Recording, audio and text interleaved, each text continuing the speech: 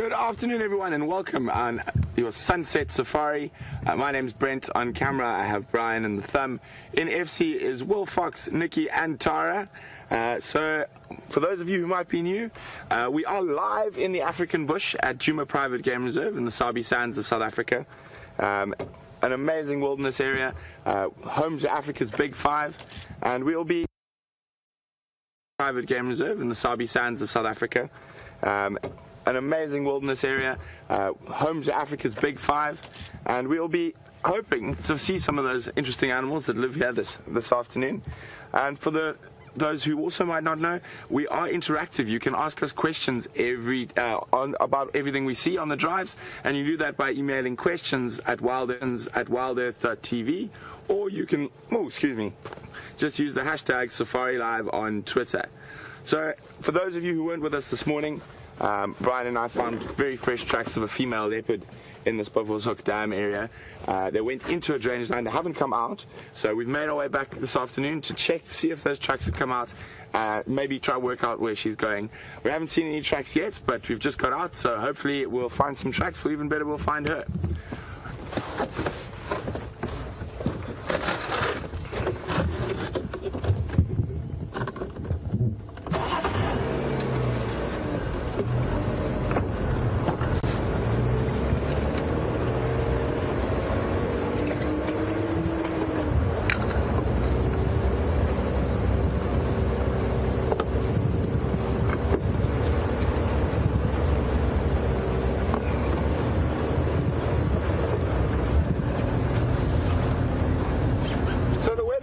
About 23 degrees Celsius, which is about 73 degrees Fahrenheit.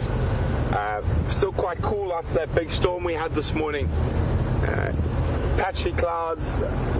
Fortunately, touch wood, I don't think any rain. We got nice and wet last night. Changing tires in the rain is never fun.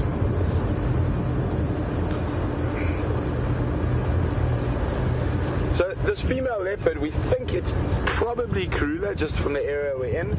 This is definitely a core part of her territory. And we haven't seen her in an age. And everyone's wondering whether she's pregnant or not. So it'll be very good to see her so we can actually try get an assessment. The last time I saw her, I didn't think she was pregnant, but maybe she was very early and not showing yet. But hopefully we should see today. So you notice I pop my head over the side from time to time. What I'm doing is looking for footprints or tracks of that animal.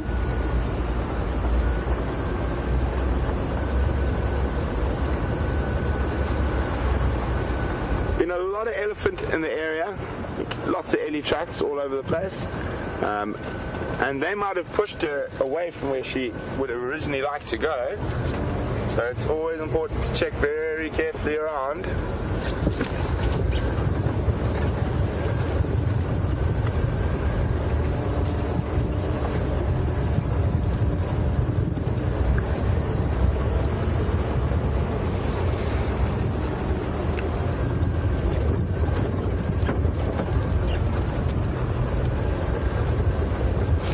Amazing. Yesterday and today and this morning, elephants everywhere, and now looks like a lot of their tracks have crossed north over our boundary there. That big herd we saw this morning might still be within the property, so if we don't get any luck searching for this leopard, the elephants have now made my life a little bit difficult here. I think I'll spare the poor Brian till we get to able to move that. That is a buffalo thorn, which is got very hooked, sharp thorns. One straight thorn, one hooked thorn. In Afrikaans, it's called a wag 'n bietjie bos, a wait a bit tree or bush, because once you get stuck in it, it takes you some time to remove yourself from those very sharp little thorns.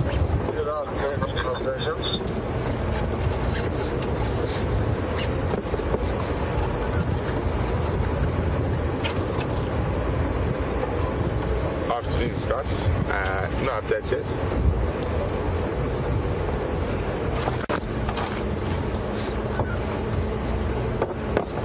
Copy, thanks, Brent.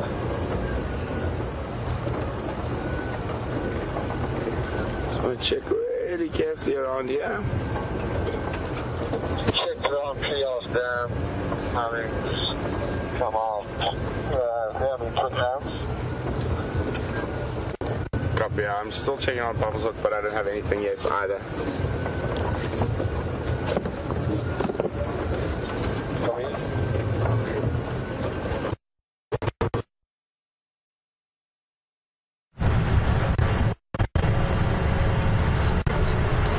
Good afternoon and welcome on board. I think must have dipped behind the dam at Buffalo's Hook, where I know he's been searching for any sign of a female leopard that he had tracks of in that area this morning. And I've also been following up on a female leopard that was following up on this morning, along with Liam. And we teamed up again this afternoon and really looking forward to whatever Mother Nature has to offer us. There's a lot of elephant tracks around, and the weather is crisp and cool. It's an absolutely wonderful, wonderful day to be out here. Now we just have to find some animals, which we haven't seen too many of so far. We've been driving around for about 25 minutes now, and we've seen a couple of small steenbuck and a buffalo bull taking a sleep. But there are many roads and many hiding places where we can search for game out here, and I'm sure between Brent and myself we should manage to find something interesting. Now, for those of you who weren't with us on the Sunrise Drive, just to let you know, we didn't have any luck finding predators, but as I did say, we had a few tracks of leopard around, so the animals are here. There are, like I say, lots of elephants around at the moment, and there's some tracks even in the road here ahead of me, and I'm just going to stop and let VM show you the massive footprints wandering down the road. Now, these tracks, it's difficult to see from the angle that the camera's at, and that, coupled with the fact that it's an overcast day, makes tracking a little bit difficult. But from where I am, I can see that there's a shiny edge on either side of that big round footprint, and the shiny edge is closer to us, and that is where the most pressure gets exerted as the elephant puts down its foot onto the road, leaving a shiny depression as the heel of the foot touches, and sometimes a small little scuff mark of sand as the toes kick forward. So it's heading in our direction, and hopefully he's not too far away. It looks like a big bull, just judging from the size of the tracks. And what I'm going to do is I'm actually going to jump out and go and stand next to one of the tracks to show you an idea of how big they are.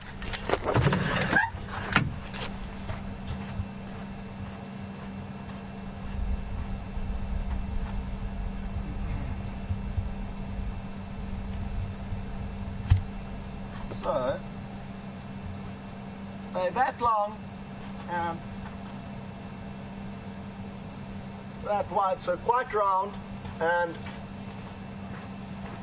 I think he's a big boy.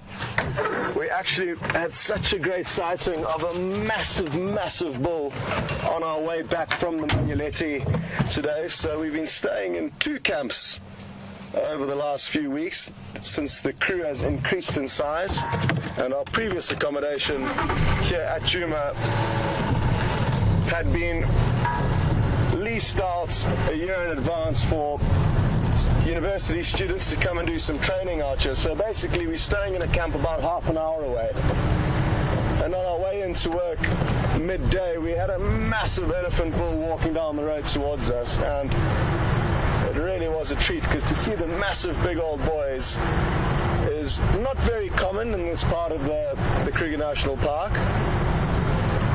But who knows, maybe this is one of them. Oh, look at this, we are lucky.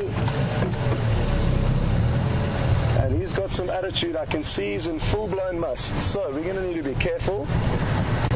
I can notice that there's liquid dripping profusely from his from his penis, and this is a clear indication that he's a bull in full musth. Now, I'm not going to keep reversing. We do have to let him know that we are not scared of him, and as soon as I stop now, so did he. And if he gives us any attitude, I might just lift my hat up off my head, indicating that we will stand up to him, even though my hat isn't going to do anything. Body language makes a big difference.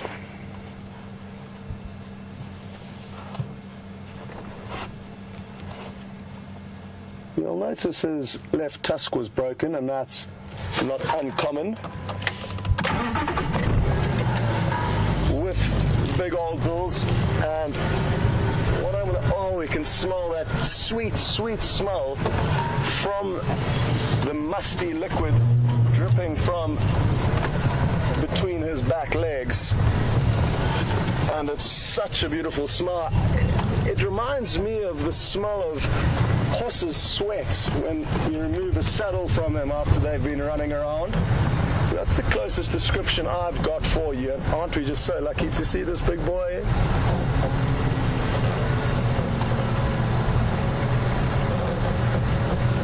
I think his attitude towards us is going to decline now that he's established that we are no threat to him and merely want to have a look at him.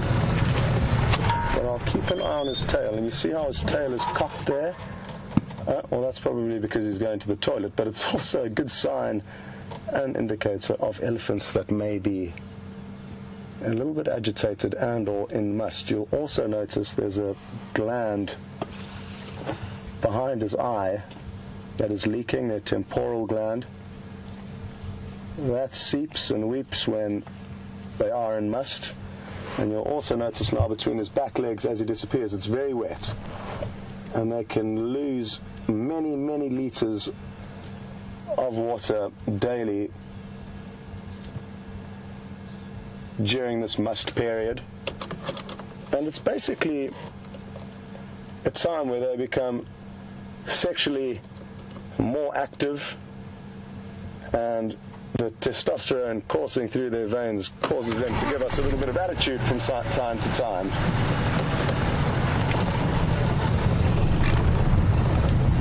Well, we are just going to try and creep ahead of him. He's heading down into a riverbed, and we are going to potentially be able to cut down into the riverbed before he gets there and have a wonderful view of him crossing. So I'm just going to pick up the speed ever so slightly, because it really is going to be a wonderful, wonderful setting to see him walk through. Still looking good. He's heading straight down into the riverbed. He's picked up his speed for some reason. I wonder if there's not a herd of ladies nearby. And saying that, I can see tracks of small elephants here.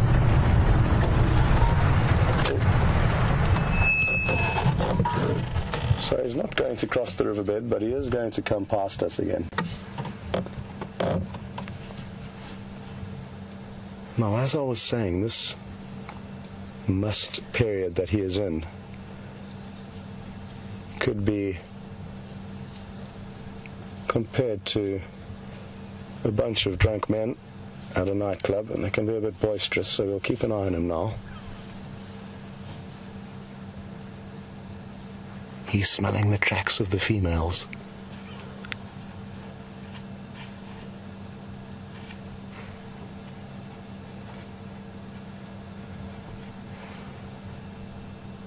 This is awesome.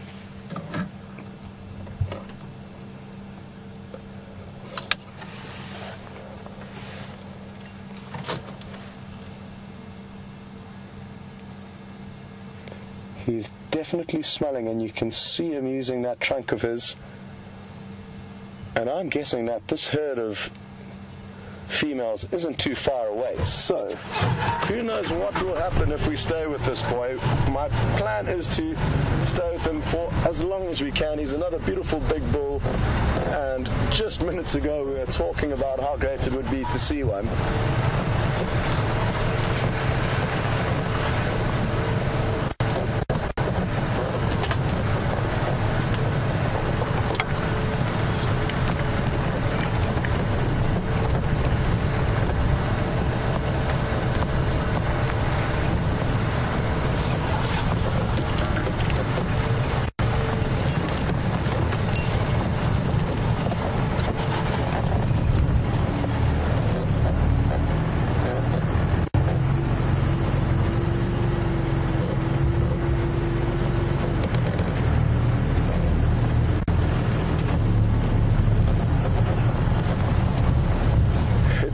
is incredible how such a big animal can in a few seconds disappear. We can still smell him. That sweet, sweet smell that I can only relate to that of horse's sweat. VM, can you think of another smell that reminds you of? Think about it. I'm going to think about it for a while. And he may have simply picked up his speed knowing that this herd is close by. They can communicate infrasonically, so he's not only going to be smelling them as we saw with his trunk. Oh, here he is. But he can also communicate infrasonically, and basically elephants have the ability to send low rumbling vibrations that travel through the earth, and they pick up these vibrations through their feet and therefore can communicate. Here are the others, he's found them. But he's walked straight past. This is really interesting. The elephants are playing hide and seek. I didn't want to stop there because I just want to keep an eye on him. I've just seen that cow literally hightailing it, running off in the opposite direction, and the rest are fairly certain hiding from him down in this riverbed. Like I say, he's charged with testosterone and can be quite boisterous and uncharming when they are like this. But he seems to have missed them. He's walked straight past and he continues on down this road ahead of us.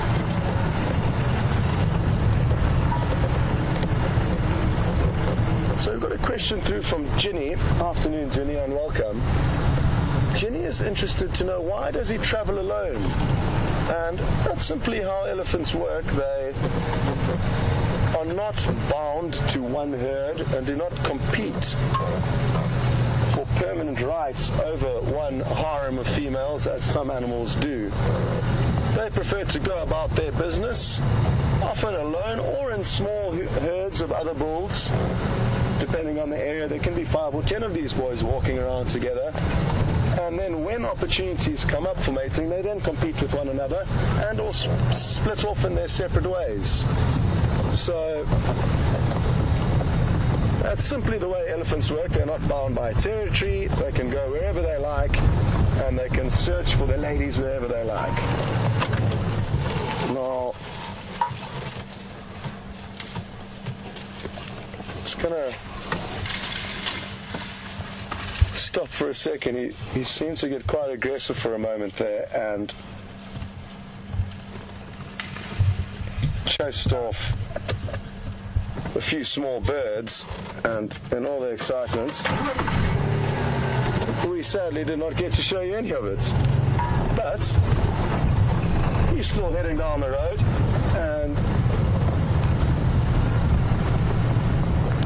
hopefully he doesn't have another little one of those bouts of aggression towards any of the small birds flying around anymore.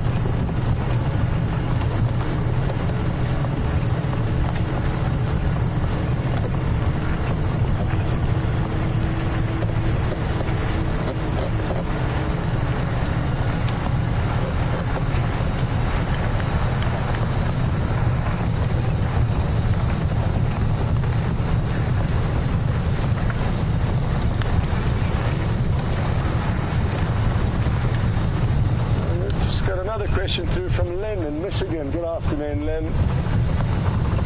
Len has asked, how far will these bulls travel in search of females? And elephants have been known to cover huge distances daily, either in search of females or food or water. But quite comfortably they can travel 30 miles in 24 hours, and that's comfortably. So depending on their needs and what is going on and how driven they are, they could travel in excess of that. It's something we as humans don't realize. Our bodies have deteriorated in their capabilities in terms of getting us from A to B, our senses, hearing, seeing, smelling, because we don't need them. Animals, on the other hand, are much stronger, have a lot more endurance, any animal that is, than us as humans. So it can be remarkable how bigger distances large animals can cover, even though they don't appear to be designed to do that. Now, interestingly enough, this was the very area that Stefan and myself were walking through when we had that beautiful encounter of an elephant bull. He was nowhere near as big as this guy, and he wasn't in musth. So, a far better candidate to approach on foot than this guy, but that's not to say that when you are walking in the bush, you wouldn't bump into somebody like this. So you have to be ready for anything. I can't believe he walked straight past that breeding herd of elephants that he was smelling and tracking. And now he's decided to veer off the road, which will sadly mean it's the end of our afternoon with him, because it's exceptionally thick in here, and only on foot can you really maneuver through here. We may be able to show you one more glimpse of him, but no, he's simply too fast. And oh, beautiful. At least we got to see one last view of that incredibly large right tusk of his. They can get much bigger, they can even touch the ground, but sadly a lot of those bigger, older tuskers occur further north into the Kruger National Park. We don't very often get them here. Whew. Wow, that was a wonderful, wonderful way to start out the Sunset Drive. Again, really interesting how he smelt the females, headed straight towards them excitedly. We noticed he picked up his speed, but then walked straight past them. So whether, again, he's operating with too much testosterone and not much thought is maybe why he charged straight past them, we won't ever know. Or it could have simply been that the females sent him some negative infrasonic signals through those low rumbles that are inaudible to our ears. I can just hear them now crashing through the bushes, and they do become considerably more, again, boisterous and bullyish when they are, in this case, in the scenario of musth. And when they are like that, you find them going up to trees and pushing them down just for the sake of showing their size and strength, not so much for feeding on them. And it sounds like that's what he's doing.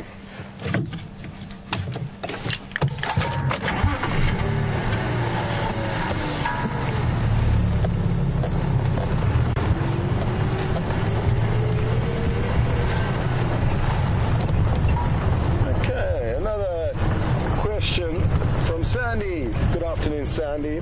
And Sandy's interested to know whether or not the elephant bull is in any distress or pain or discomfort when he's in this state. And no, as far as I'm aware, there's no discomfort to them. They are simply charged with testosterone, and all they're driven to do is mate. So they can be very one-track minded and often get chased out of herds of females if the females aren't receptive. And I did mention the females, as soon as they got wind of him, actually started heading off in the opposite direction, and they know that they'd rather not hang around this guy who's essentially just going to cause trouble, because none of them were interested in going on a date, and therefore they ran for the hills. Not dissimilar to women avoiding drunk and sloppy human, I guess. So they're similar, can be related to ours, I guess.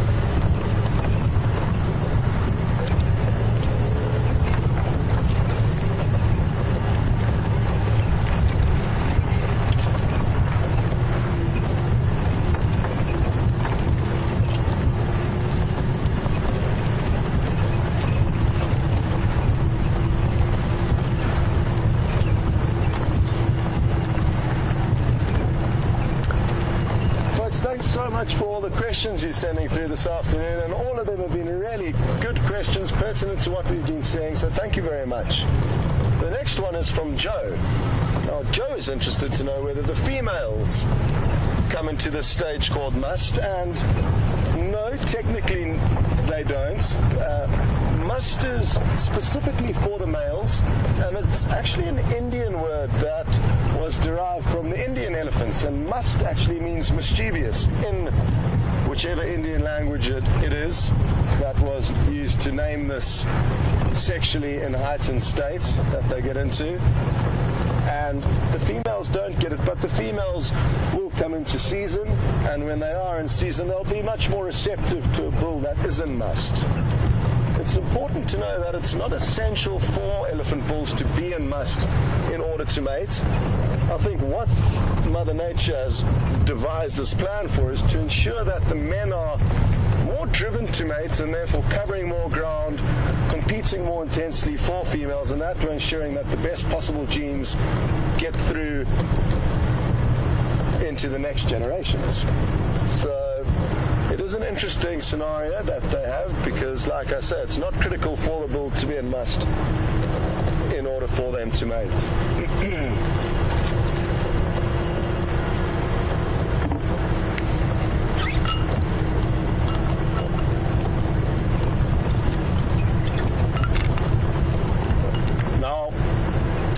I'm sure a lot of you are wondering what our friend Brent and Brian have been up to while we were following around that beautiful elephant bull.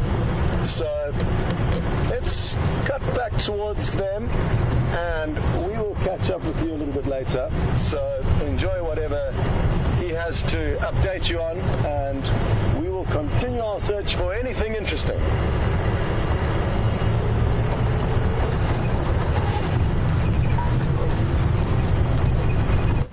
Welcome back, everyone. Not much has changed on our side. We're still trying to find some tracks, but what we decided to do is, I haven't been to the hyena den in such a long time, so I'm definitely going to go have a look there. I know Scott had some full hyenas near Gurry Dam this morning, so it'll be quite interesting to see if any of them made their way back towards the den.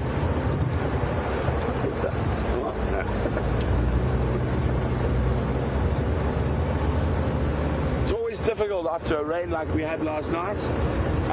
Makes tracking a little bit more difficult, so we've got to just check extra carefully. We don't want to miss a leopard track or a lion track.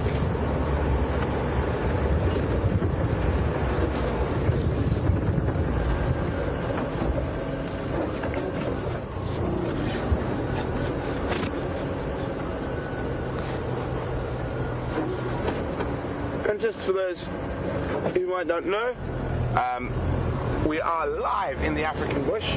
You are seeing exactly what I'm seeing, and also we are interactive. You are able to ask us questions about what we see on safari. You can do that by emailing questions@wildearth.tv, or you can just simply use the hashtag SafariLive if you're on Twitter. Strange track we just went past there for this time of the day. Looks like a very fresh white-tailed mongoose track, which is a nocturnal animal. Maybe he got disturbed by something and had to cross over the road to get away from whatever might be disturbing him.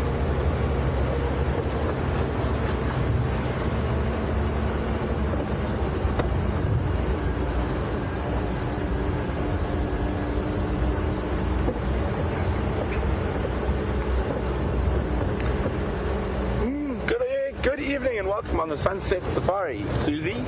Susie would like to know where the Karula has been seen in the last few weeks on the live drives.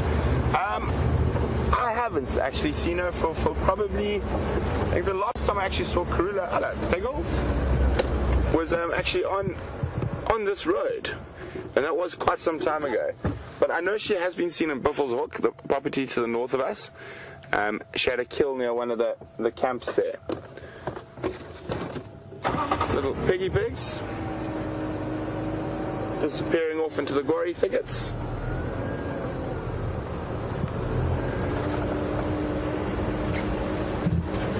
But no, I'm really interested, Susie, to see Karula, because obviously there's a lot of speculation on whether she's pregnant or not, and I didn't think she was the last time I saw her, but now, if it is true,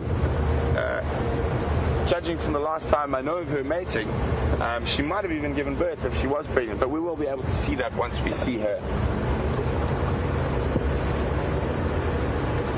which is very exciting. Everybody loves a leopard cub.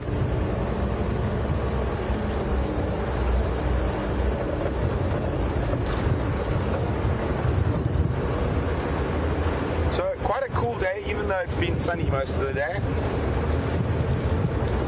And that's from that big storm we had this morning. So that's good for going to check the hyena den. If it is cooler, there's a much better chance of it being active.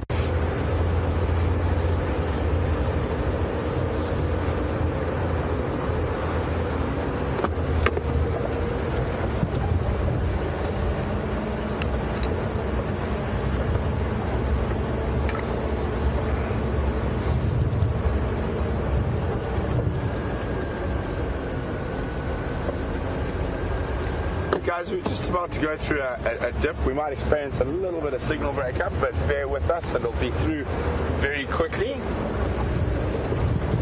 I'll even speed up while we go through.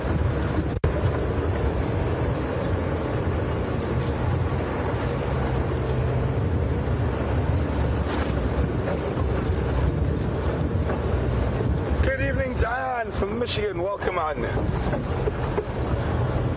The safari. Oh, hang on. Oh, no, I think this is the one Scott found this morning. Welcome on the Sunset Safari. Oh, hang on a second. Diane. What? No, I do think they're a bit old. Let's double check.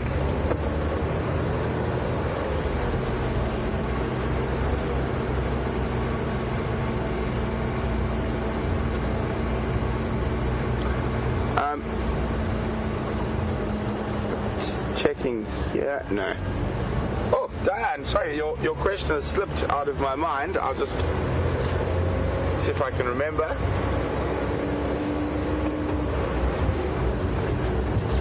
How much rain did we get this morning? Not much, even though it felt like a lot, especially while we were getting wet last night changing tires. I would guess we probably had less than 10 millimeters of rain, probably between 8 and 10 mils of rain. Be nice for the bush. They'll give it a little bit of green before the true blue dry season. But I think that is probably one of the last big thunderstorms of the year. Although we keep saying that, another one keeps coming.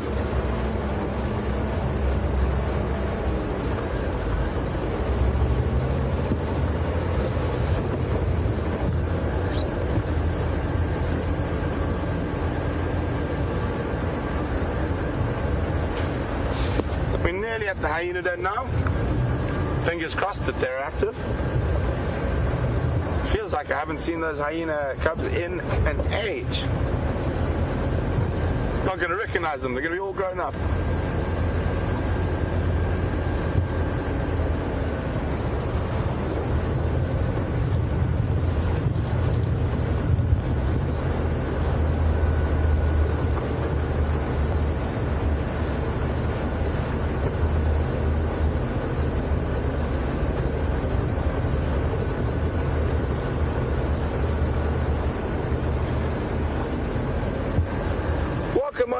I'll drive with us this afternoon, Kenneth. Kenneth has said he's been watching the drive since January and he hasn't seen any cheetah. Are there cheetah here? Yes, Kenneth, cheetah do occur in the Sabi Sands. At the moment, we've just been really unlucky. I know Scott and Mark saw one male cheetah when I was on leave on the quarantine clearing, if I remember correctly. But I haven't seen a cheetah since I've been on Juma. But they do come through from time to time. I have seen them further south in the Sabi Sands, and I know there seem to be more cheetah to the north of us as well. But they do pass through from time to time. But with a high density of other predators like we've got here in the Sabi Sands, lots of lions, lots of leopards, wild dog, and mostly lots of hyenas. That can make life very difficult for a cheetah. And due to the fact that the hyena den is actually on Juma, that could be one of the reasons we don't see cheetah so often. Speaking of hyena dens, we're almost there.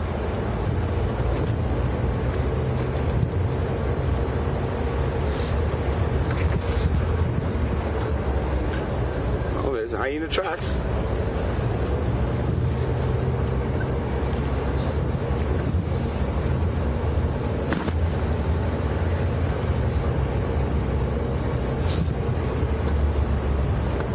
Nice and cool. Come on, Amnesis. There we go. Someone's home. Isn't that fortunate?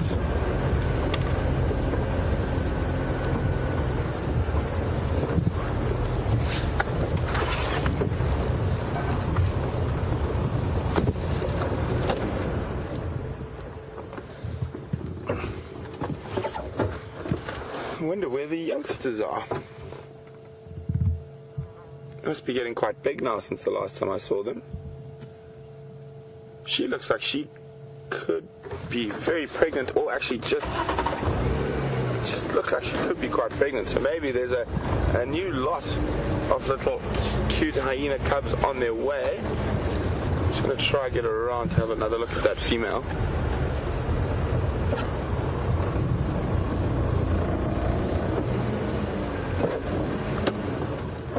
See that there? It looks more like than she's just been nursing. It looks like she could be pregnant. Her teats are definitely enlarged, but yeah, I think she's pregnant. You see that weight as she walks? That could be very, very good news. As this lot grow up, we're going to get some new ones.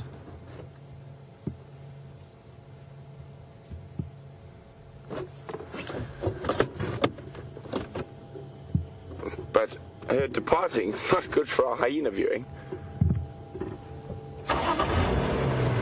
Because, those of you who might not have heard before, we don't really stay at the den when there are no adults around, because the cubs might get curious from the noise we make, and that could put them at threat to another predator like a lion or a leopard. But while the adults are out, the cubs would naturally be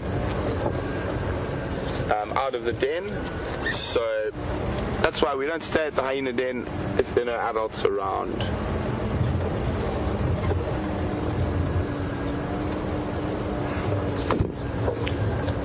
Oh, smelly.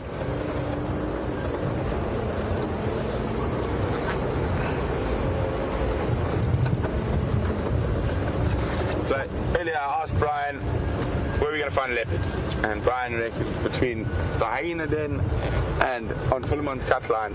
So we're going to go check where Brian thinks we're going to find a leopard. Pressure's on you now.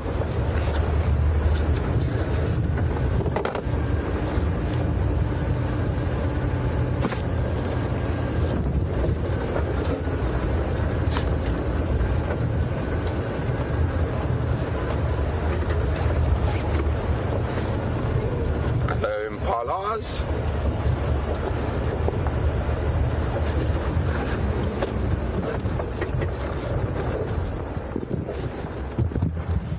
One runs, they all run.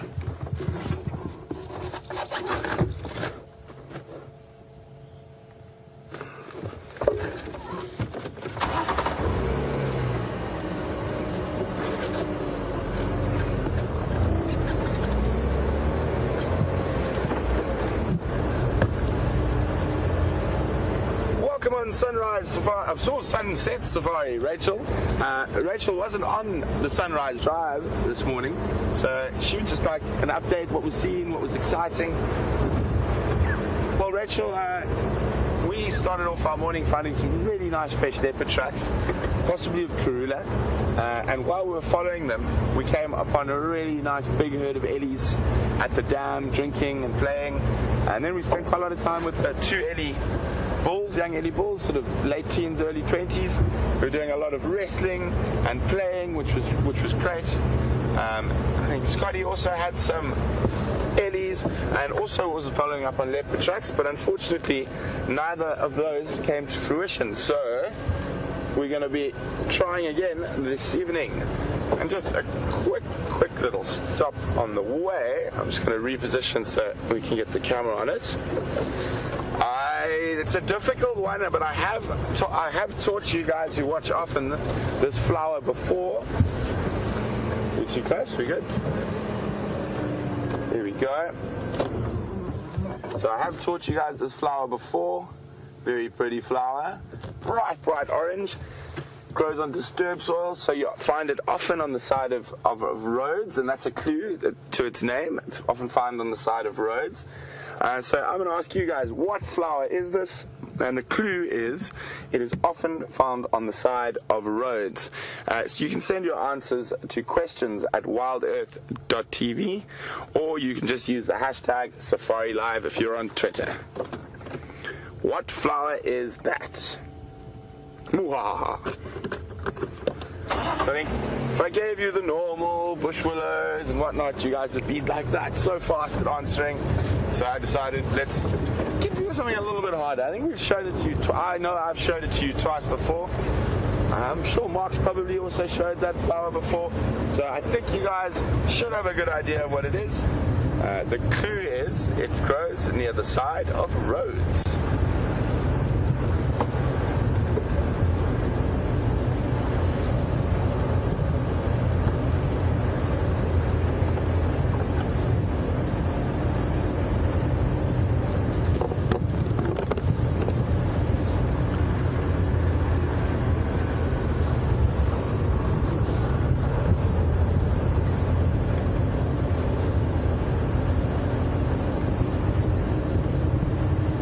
Quiet out here this afternoon so far, but that's the African bush.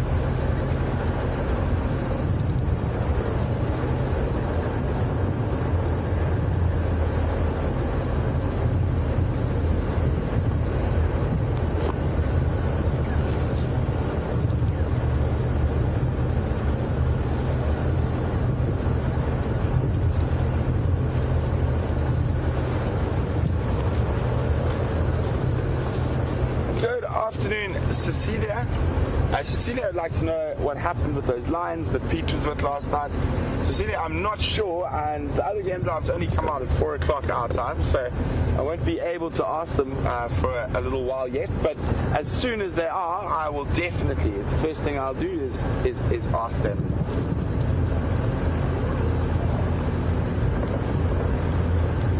So we're going to head up towards Impala Plains, and in the meantime we're going to go see if Scotty's had any luck on those leopard tracks. So we'll catch up with you a little bit later. Hopefully we'll find something big and smelly, or small and full of teeth. Over to you, Scotty.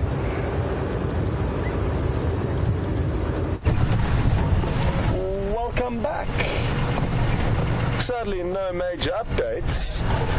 We are just returning to Twin Dams in the hope that a female leopard whose tracks were heading in the same direction we're moving in from behind us towards the dam this morning. But the only catch is the last track we had was about a mile away. And there's a big, thick, bushy block between where we had her and here. So even though she was heading here and could continue to make her way here, we're not sure if she's made a kill in between, diverted her track, or simply sleeping somewhere. Anyway, we found somebody else instead. And I'm going to try and get as close as we can so that we can watch the little birds. They're busy feeding on this parasites. Let's see how close we get this. Oh.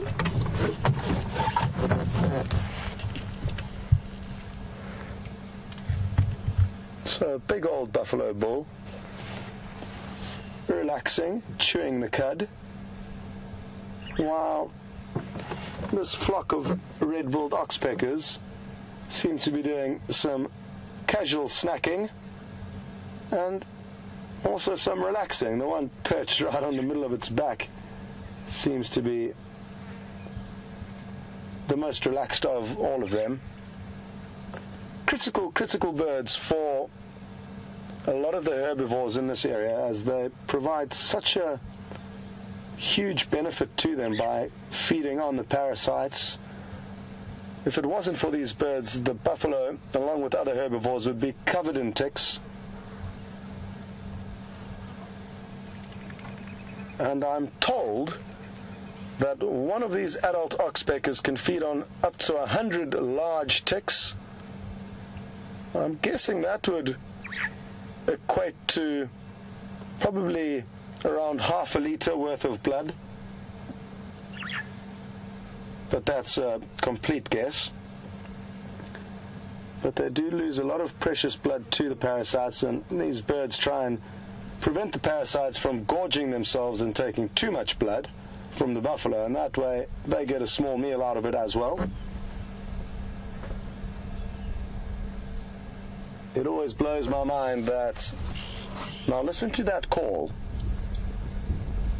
It's a very, very important call to know about when walking through the bush, because if we were approaching this dam on foot or walking anywhere through the bush and we heard that telltale call of the oxpeckers, it would immediately tell us that there could be animals like buffalo there.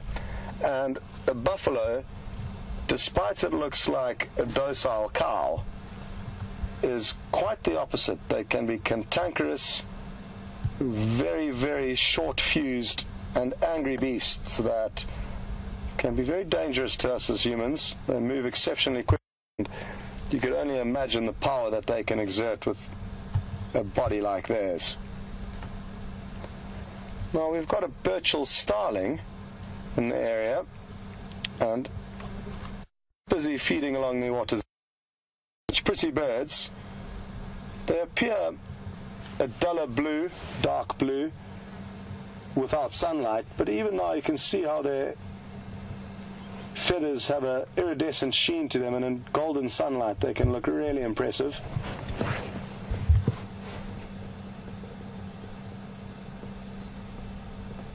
And this is how they typically feed the Burchell starlings. They are ground hunters, so they run around and gobble up their prey, as you can see it doing now.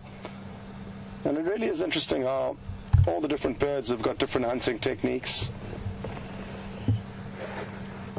Some will fly from A to B in order to catch their prey, but these guys prefer to run around.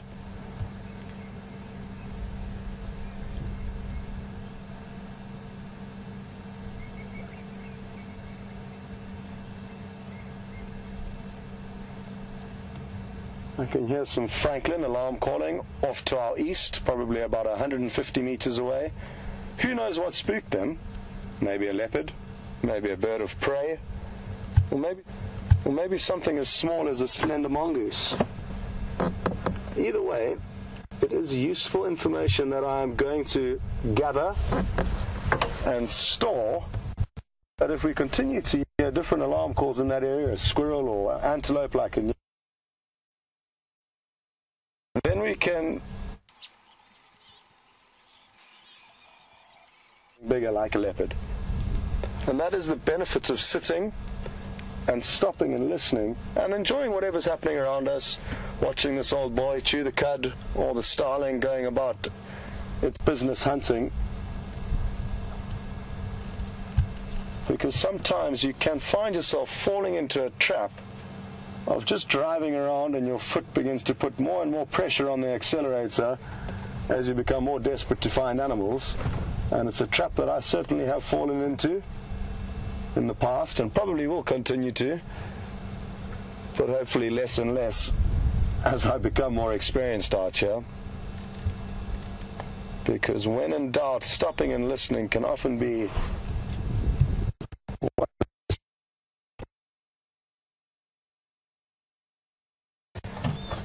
weeks back when Stefan first came up and we started practicing the filming, walking on foot and getting used to one another and how we're going to best be able to portray this experience to you.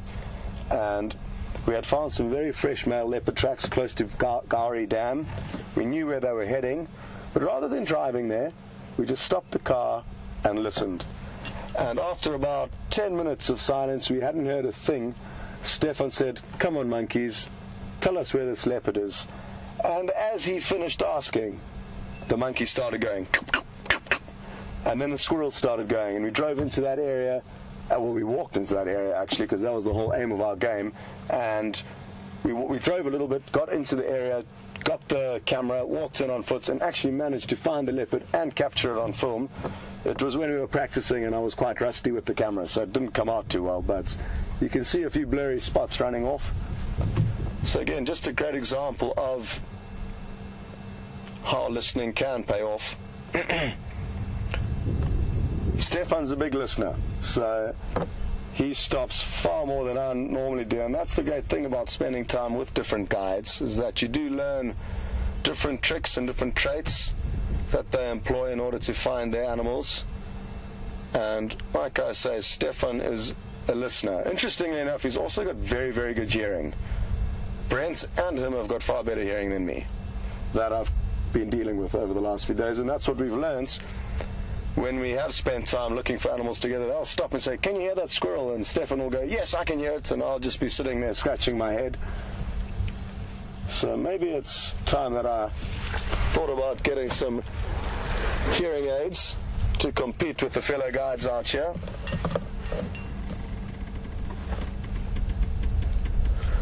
Okay. Well, there's a limit to how long we can be stuck in one place listening, so we're going to carry on. Let's see what find you guys.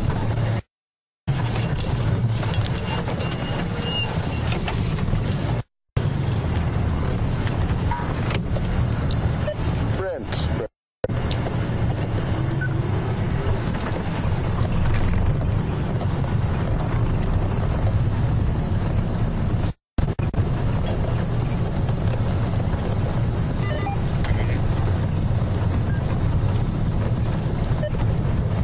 Just wondering where you are and what your plans are. I am leaving Twin Dams now. Sadly, no sign of this female leopard heading out here.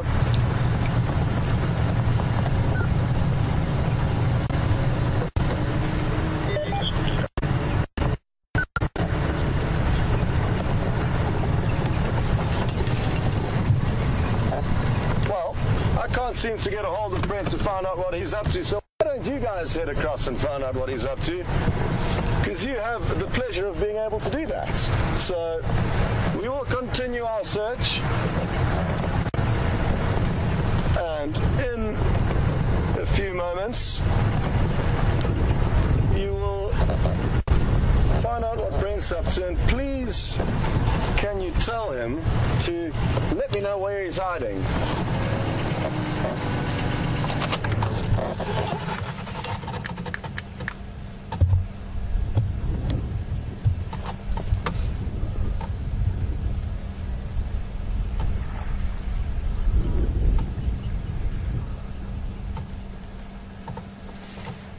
I thought I heard a few more alarm calls there. That's why I stopped the vehicle. And Liam was showing you this beautiful big ebony tree. I've yet to see a leopard in here, but I'm sure it will happen one day. So don't go anywhere. And who knows, maybe later on today that female leopard will pop out and climb up this tree for us. Now, we've just got a question through from Gail. Good afternoon, and welcome on board with myself and Liam. Gail is interested to know, or to clear up some confusion around the topic that buffalo bulls, as far as she's been told, or the Cape buffalo, can be quite dangerous, and they certainly can. But she says she hasn't ever seen any aggression shown towards the vehicles on any of the WildEarth safaris that she's been following. And it is rare for buffalo, or any animals really, to make a commitment to take on a vehicle. The reason for that is that it's big, so even though we're small, we become part of the greater being, and animals respect size, so we typically don't have any problems when you're on the vehicle. However, when you're on foot, you can be a lot less large, and therefore they assume you are a lot less dangerous, and more importantly, there's a stronger chance of you startling an animal when you're on foot. Animals can hear these vehicles approaching from a long distance because they can hear the vehicle, they expect your arrival and understand that. However, if you're walking through thick bush silently and stumble across a buffalo, it may wake up from a midday siesta, get a huge fright, and decide that its best option is either to attack you or to run away from you. So it simply depends on your luck of the day, but it is being on foot that the buffalo are dangerous. And another reason why they are known to be dangerous is because in the hunting world, difficult animals to kill, and often can be dangerous when they are wounded. And interestingly enough, that is why the Big Five came about. It's got nothing to do with size, but actually to do with the fact that they are the 5 most dangerous animals to hunt in Africa. And those are the buffalo, the rhinoceros, elephant, leopard, and lion. That Big Five has now been, thankfully, seen now as targets for photographers, not hunters, and therefore the photographers are the majority of the people who are hunting down those animals in this day and age. Good question though, Gail, and it's happened very rarely that buffalo have attacked vehicles. I know of one guide in the southern Sabi Sands. A buffalo crashed into the vehicle between where the tracker sits on the front left of the hood and where the dashboard starts, and crashed in. The tracker jumped over it into the vehicle, and nobody was harmed, thankfully.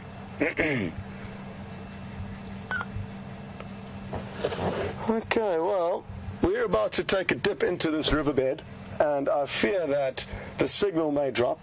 So before we do head down in the search of anything, we will cut over to Brent and see what he's up to. And I've just got a message through that Steph is looking for me. He's out this afternoon searching for games, so maybe he's got some good news. I'll let you know a little bit later. Anyway, in the meantime, over to Brent, and look forward to catching up with you a little bit later.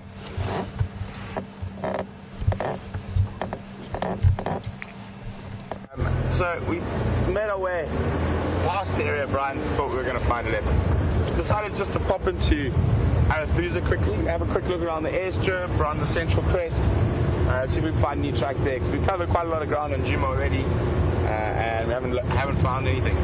So let's go see what we can find in Arathusa, and hopefully we'll be able to catch up maybe with those lions that Pete had yesterday.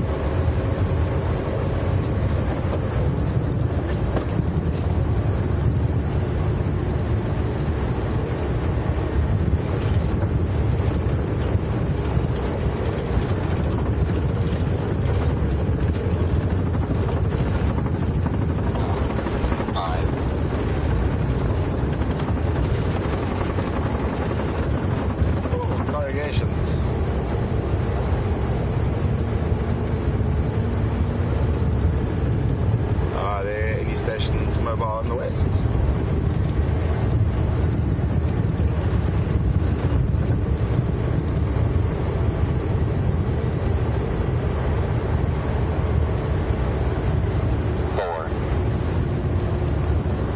Any stations mobile on the west?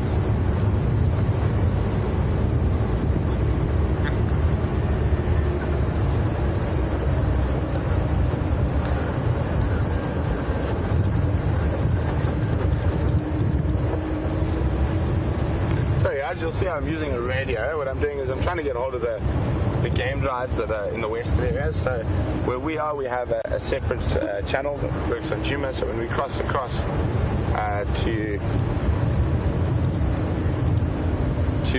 Arathusa, we go onto their channel.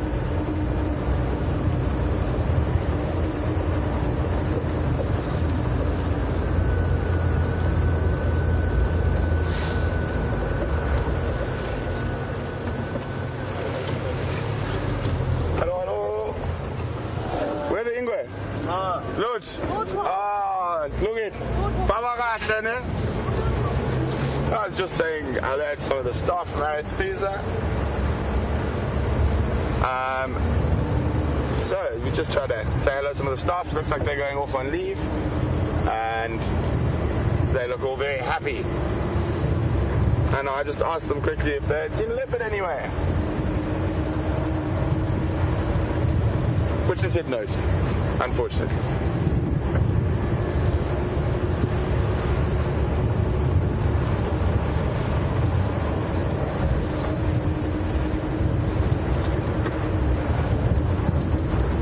quite nice coming to a different area. I really like that area to the south of the Arethusa airstrip. Nice, big sandy area, lots of open terminalia woodland. Very, very pretty. And we've had some good sightings in there. I've seen the Matimba males there. Who else? That's that Salala breakaway pride in the mist.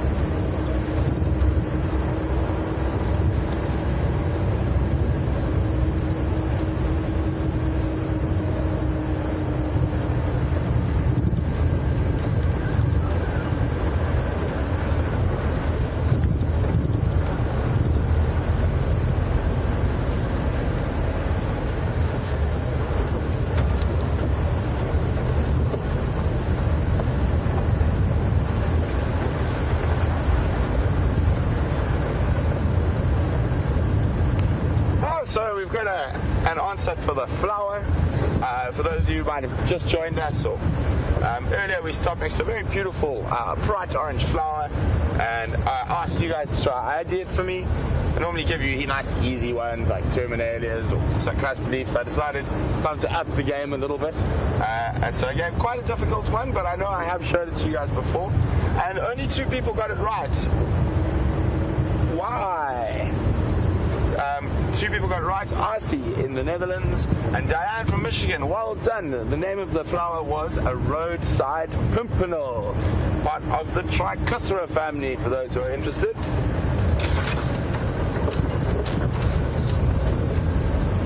So we found a lapwing nest. We found a lapwing nest on the airstrip a couple of weeks ago. We're just going to have a quick look there, see if there's still eggs in it.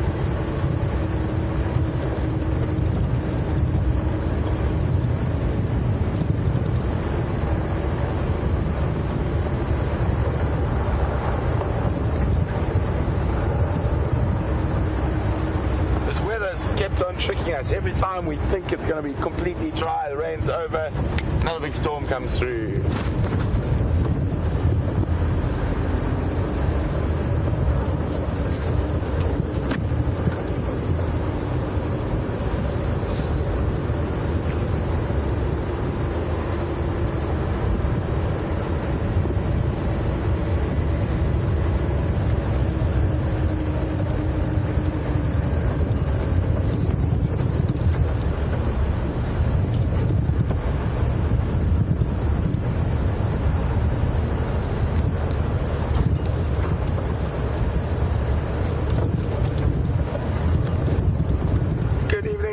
And welcome on the Sunset Safari.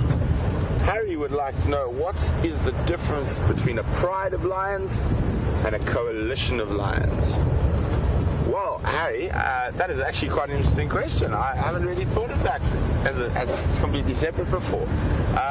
Well, a pride is generally made up of females and males, so you can have this is where it gets a bit complicated, I suppose, but you can have females and males in a pride, and generally the males will be part of an all-male coalition, but a male coalition can belong to 3 or 4 prides, so they are dominant over multiple prides, and that is the coalition of males. It's all males, where there is a pride is the lions and the lioness, so a coalition only males, and a pride would be males and females. We've got to maybe get a little bit of standoff here between these 2 impala. They look like they might be thinking about it. It says tails up. This time of the year, impala males are hilarious. Running around, chasing each other, chasing the ladies. Get so distracted chasing the ladies that they often end up as a snack for a predator. He's preening himself for his date tonight. It looked like he was... There we go. Now if you come wide, you see how that one's pushing him. The body stances. There we go. He's trying to decide whether to accept the challenge or not. At the moment he's backing away, so he's losing. Just judging that there are 3 males like this by themselves. No females around. These are the guys without girlfriends. So they look good condition, maybe a bit young. They haven't been able to sequester themselves a little harem of females yet.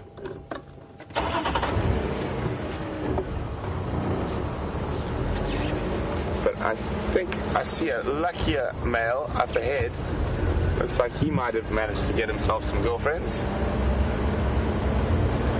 So impala during this time of the year in very distinct bachelor groups and breeding groups.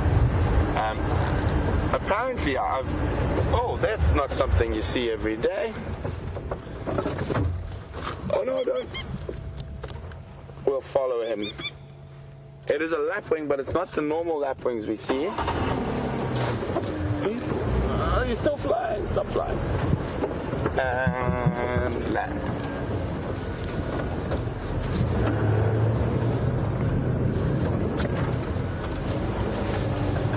So, normally, I know with me we've seen crowned lapwing and lesser black-winged lapwing. I'm hoping that this one might. I don't know if. I know you guys definitely haven't seen it with me before, for the birders out there, but we'll try to get a nice shot of it now. It is a wattled lapwing. Wattled lapwing. So this is definitely. I definitely haven't showed you one before, but I don't know if one of the other guys maybe has. We're going to get a safety first. Oh, we've got 3 species of lapwing on the airstrip this afternoon. We've got there's the wattled lapwing. Not that common in this area. We definitely see crowned lapwing and lesser black-winged lapwing far more often.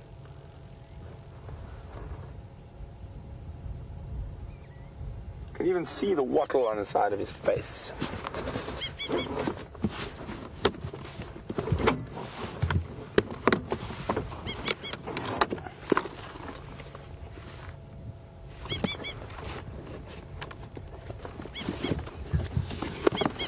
Quite unusual. You normally see them in pairs, but only one there at the moment.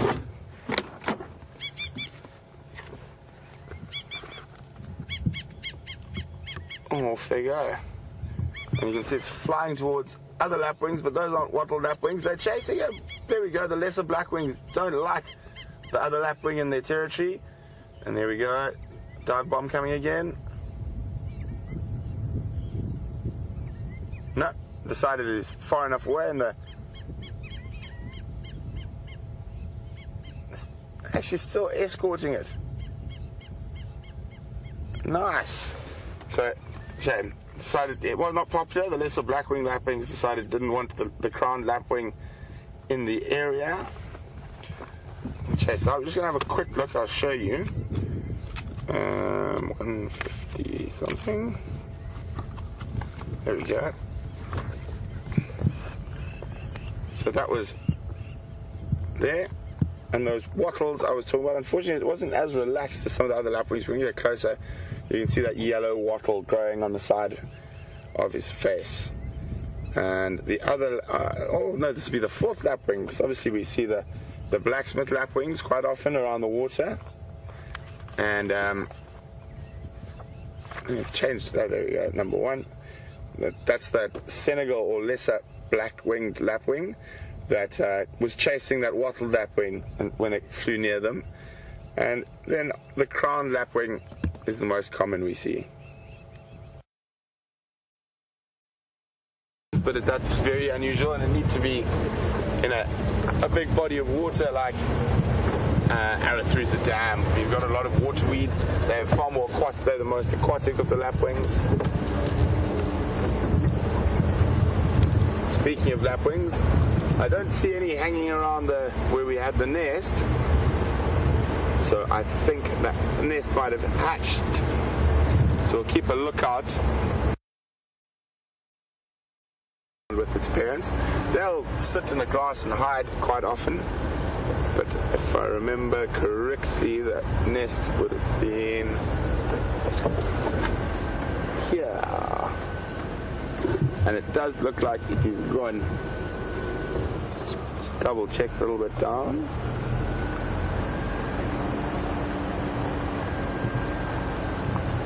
There's the nest, and there's no eggs in it. Either they've been robbed. Enough space for you, Brian. See where that stone is there? Back, the right one, yeah.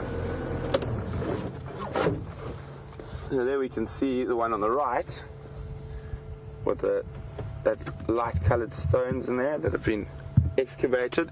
So that's a lapwing's ground nest. No eggs in it, so hopefully they're hatched and are somewhere around hiding in the grass. But there is quite a high mortality rate with these type of things, especially on they are ground nesters, and their camouflage is excellent. But I do know white-tailed mongoose find them quite often. I mean, if banded or even dwarf mongoose found them, they would be very excited. That'd be a very good meal for any of your little carnivores. Not to mention other birds, monitor lizards. Oh, is he charging in for battle? Nah, he thought about it.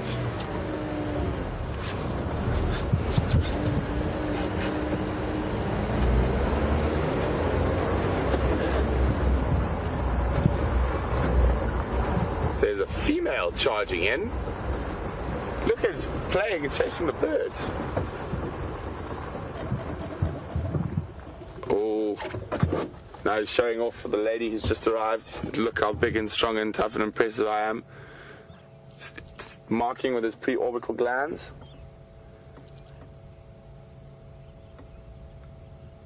But it looks like he's a bit nervous to go see the female. Oh, he's on his way.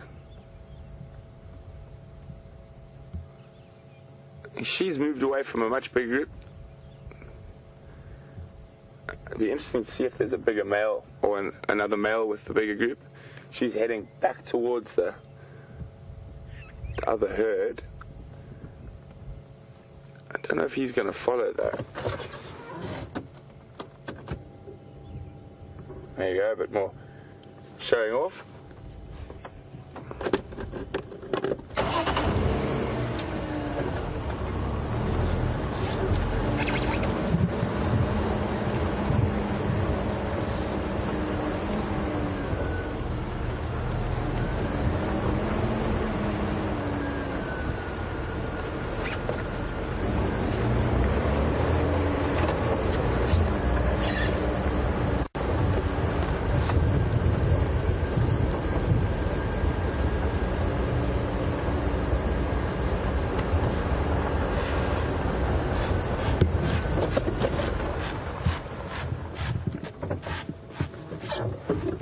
Okay, let's go. He's going to see if he's going to go after those girls.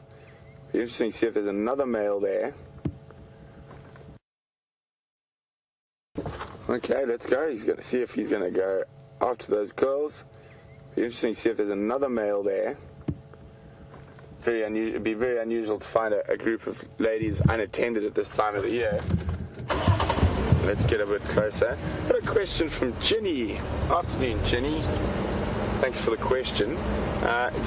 Do all lapwings make ground nests? As far as I know, Ginny, I think the only one that might, some of the aquatic ones might make nests in floating vegetation. I'm not 100%, but most of the lapwings, in fact all the lapwings we see regularly here, all make ground nests. I think long-toed lapwing might nest aquatically though, but I can't remember. I'm not 100%. Oh, it looks like these are his girls.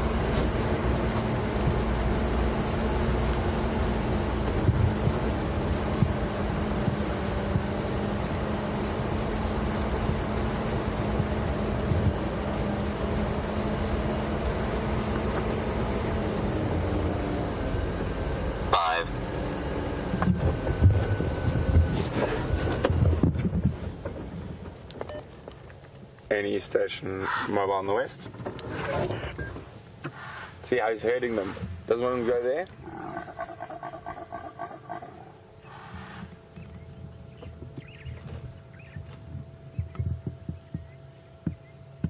He wants the lady to stay out in the nice short grass where it's open. He can keep an eye on them. Make sure there's no males sneaking off with some of his females.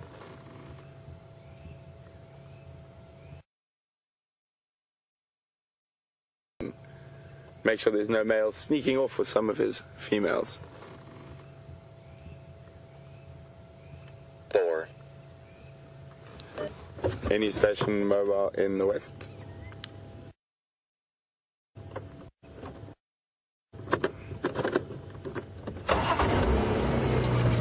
Okay, Barras. Let's go find something.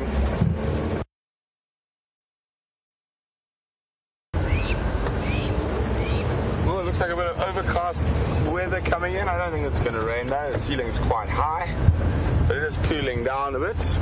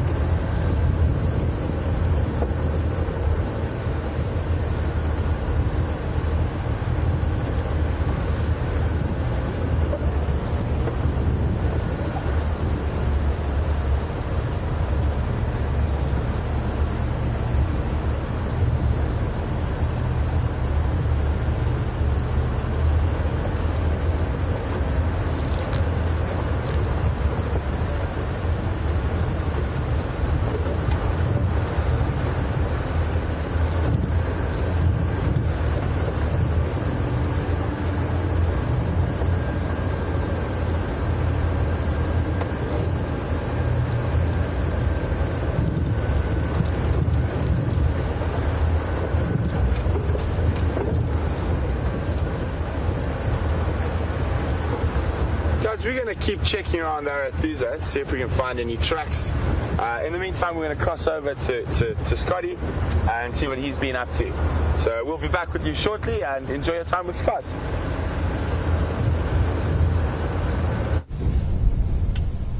Welcome back. And before we investigate it any closer, we thought we would call you across to have a look at this beautiful bird of prey. It's been jumping around, so it's just moved behind that branch. I'm going to move ever so slightly to try and get you a better view. But it's not going to be easy. It's the same bird that we saw this morning, the Bateleur eagle, and it's got a very characteristic bright red beak as well as legs. Now, I know it's not the best view of this bird, but the reason why we wanted you to come across is so that we could begin to search around this area for any potential carcasses. This bird feeds on... Ooh, squirrel alarm calling.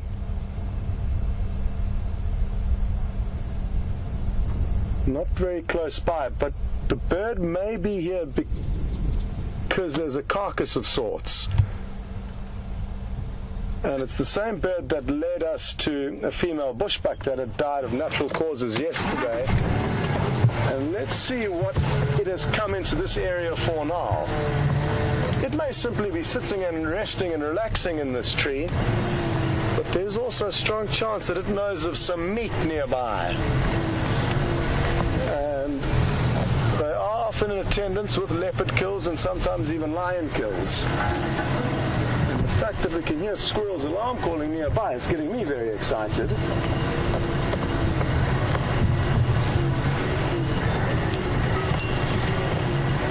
They typically will perch in trees nearby wherever the food source will come from, not necessarily in the same tree.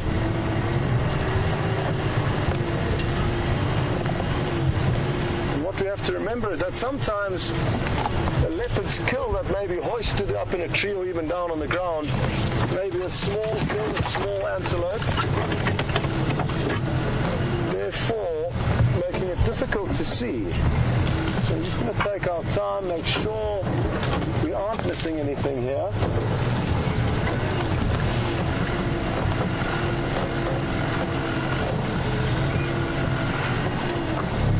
But it's not looking promising at this stage. Don't go anywhere though, because I could be wrong. I hope I am wrong, and I hope there is a kill nearby. I have just got a report on the radio that Karuna, a beautiful female leopard, has been seen. There's nobody with her currently, but she was seen earlier on this morning to the northwest of our property. I've just seen another. Oh no, that's the same Bateleur. No? Is the Bateleur still in this tree, Vim?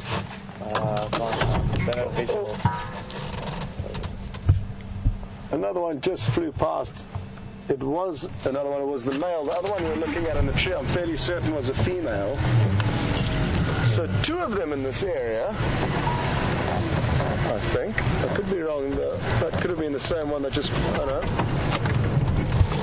There it goes. Well done, VM. Quick reactions. And that is the male. Beautiful. Look at those colors, and I cannot believe what a good job VM's done. And continues to do.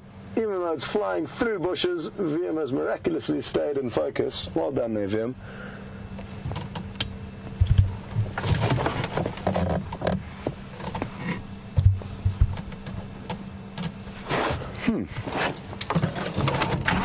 Interesting. So, I just want to try and establish if I was dreaming. You said, was the male coming back to the female? The female's still here in the tree. What do they know? What we don't know. Maybe they just like this tree. Maybe this is where they have their dates. They are monogamous and will pair for life. As will a lot of birds in this area.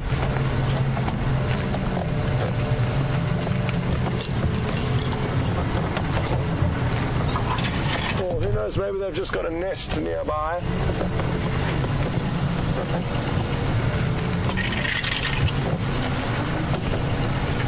I am tempted over just to go and check a tree where the other male, or where the male flew out from. He may be closer to the meat, if there is in fact any meat here. Sorry, last station, didn't copy you there.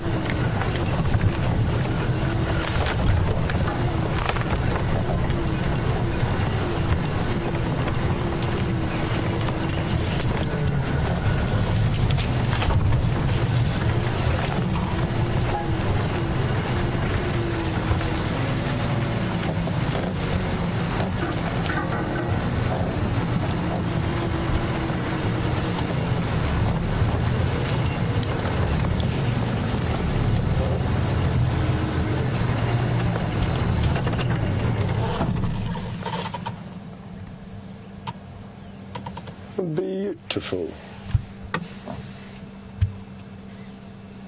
So this is the male, and such awesome birds. And while VM shows you a close-up on that beautiful bird, I'm busy scanning, and he appears to be looking down. No, that was just him, I think, preening a little bit. We need to try and watch where he's looking, and maybe, just maybe, he will lead us to a kill. It could be anything that's dead, from an adult impala, any kill really, from a small animal that's died of natural causes to a big animal that's been killed by a leopard. I guess they're no different to a lot of the scavenging animals. They kind of take whatever they can get.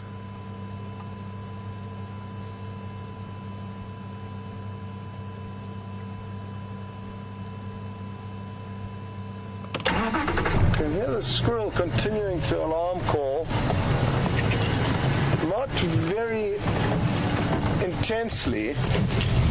However, you could imagine if there was a leopard, for example, with a kill that it's made in the area of a squirrel's home, that squirrel has been calling all day, alarming at the leopard. It's going to get tired and not alarm as intensely as it may have been alarming when whatever the predator was arrived. There's a whole bunch of aardvark excavations here, which is quite interesting. You can see this pile of sand in front of me, and there's a few more around us. And this, to me, therefore, is clearly the home of an aardvark, a nocturnal ant bear that we very, very seldom see. I've only seen one in all my time in the Sabi Sands. And that was a dead one that Tingana, a male leopard, had killed. And we are now in an even better view of this male Bateleur eagle. It is so close, and enjoy this view, because you don't get much better than that.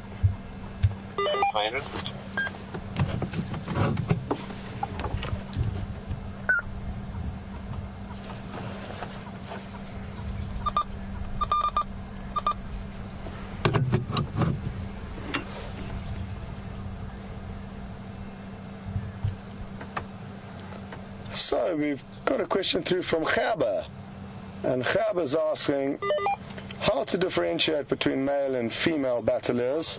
And even though it's something I showed everyone this morning, we get lots of new viewers every day, and I will therefore explain it again. So I've got my book out.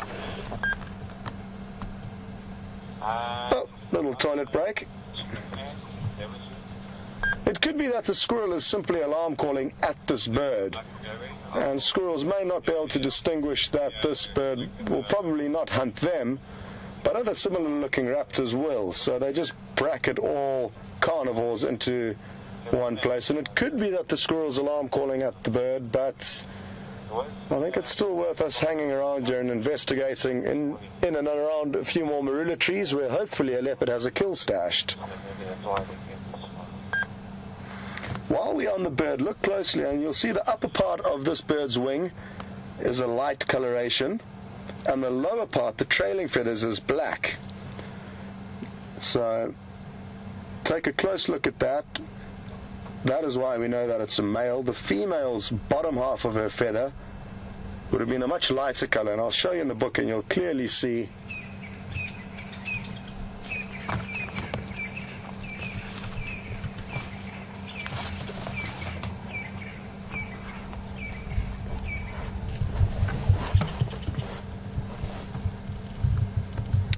So, this is the browny upper part that both the male and the female have.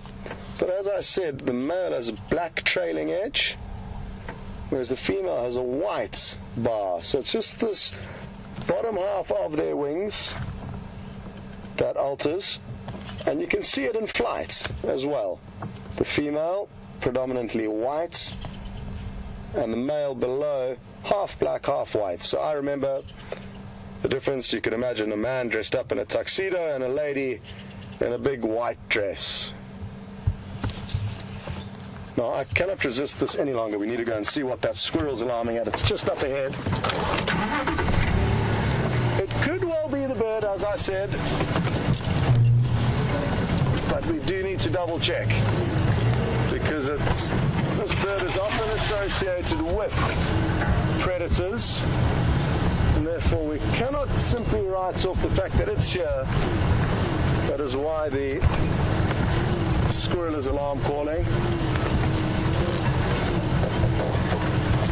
Just need to make sure we don't disappear down one of these aardvark excavations, which there are plenty of here.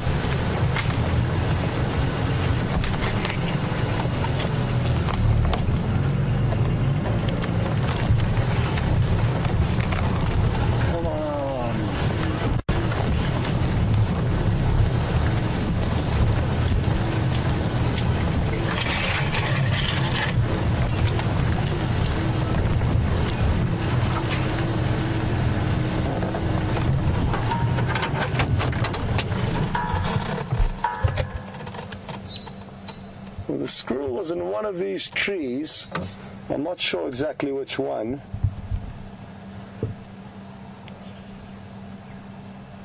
But the fact that we haven't seen anything, no kills in the tree, no sign of any spotted cats, means that sadly, this time around,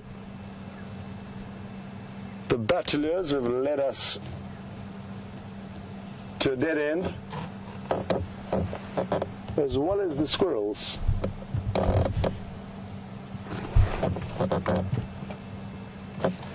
So we shall continue towards Buffelshoek Dam, because that was the initial plan just before we bumped into the beautiful birds.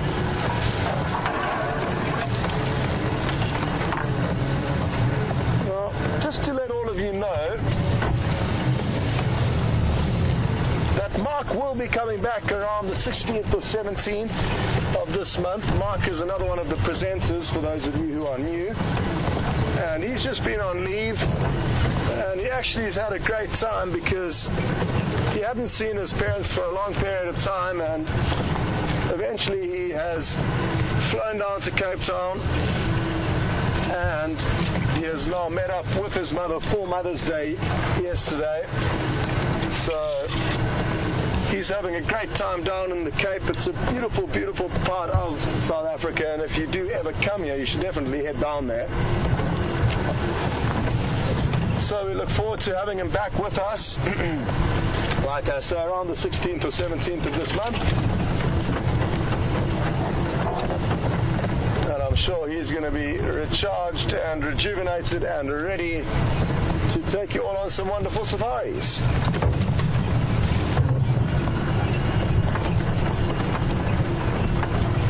Stefan will be leaving tomorrow, and we're not sure when he will be back. He's got some prior commitments with other work, but there's a plan to get him back out here and lead a few more of the walking safaris. And there's also a plan to get the rest of us presenters up to scratch with the necessary qualifications required to do walking safaris, even though myself and the other presenters have all had those qualifications in the past. Because we've been working in other African countries, we haven't been required to keep those certain tests and qualifications up to date, and therefore we have to redo exams, redo the rifle, advanced rifle handling assessments, as one of the things we have to do. But anyway, there is a plan in process. So just to put you on who is coming and who is going.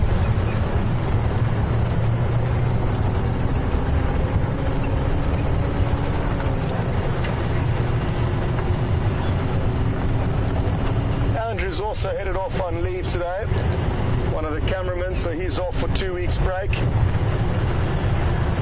And he's actually headed straight from here to another beautiful game reserve in KwaZulu-Natal, in my home province, which is called Shlui. And it's a beautiful reserve in a different area to this, so different vegetation, different trees. But interesting that from working in the bush, he's gone on holiday in the bush. It's often quite nice to head back to the city and get those luxuries that come along with living in a city. But it just goes to show how much he loves being in the bush. Sorry, last station, go again.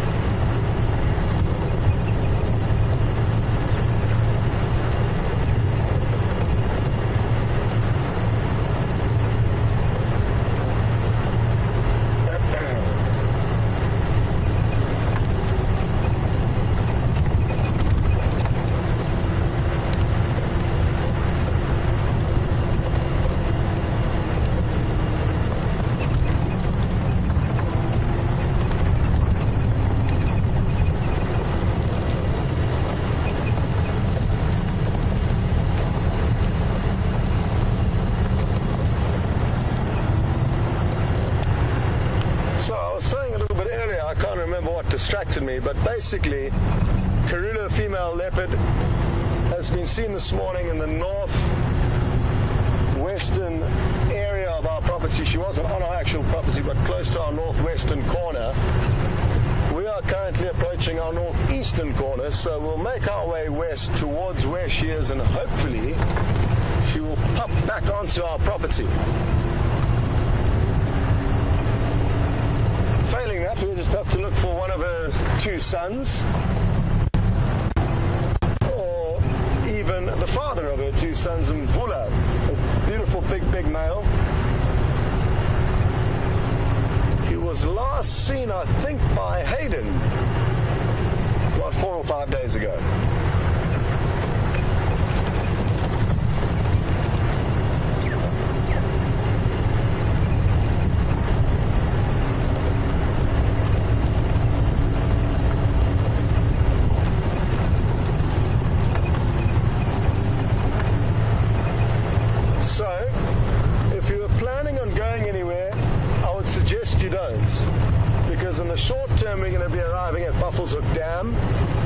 Looking forward to what we can see there, but thereafter we're going to head into that area of Karula.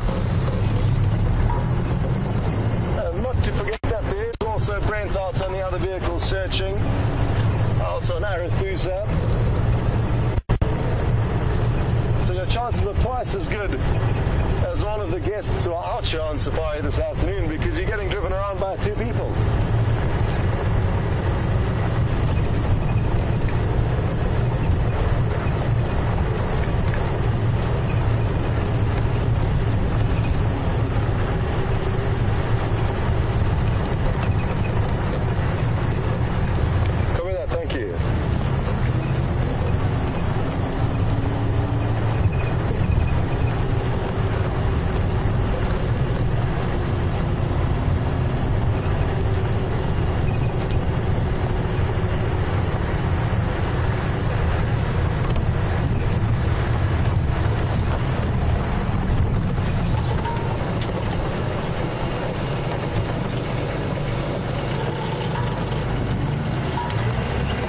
Making sure that no animals that we are interested in walked down any of these roads. It is an area where we do often find leopard tracks, and Mvula often uses this section of the reserve when he's heading to or from Buffelshoek Dam, as well as Karula, even though we know that she's quite far from us, or was last seen quite far from us. This is one of her local hangouts, and by spending months and months in the same wilderness area, we get lucky enough to understand animals and their habits. They always vary and keep us guessing, and that's why this afternoon and this morning so far we have not been able to find you a leopard. But it certainly does help us greatly, spending time with them, understanding potential pathways that they like to move down, vectors or sections where they will scent mark along the boundaries of their territories.